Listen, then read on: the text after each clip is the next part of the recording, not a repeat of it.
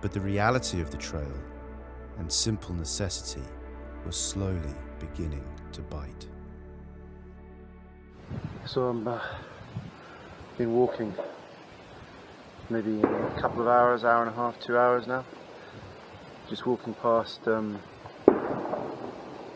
battle area here. But unfortunately, I've run out of water. I've run out. Sorry, I'll try that again because I'm a bit dehydrated. I've run out of water, so I'm going to try and see if I can find a house towards Merton Village, and get my bottle refilled because I'm starting to feel the effects a little bit. Because I kind of really ran out yesterday.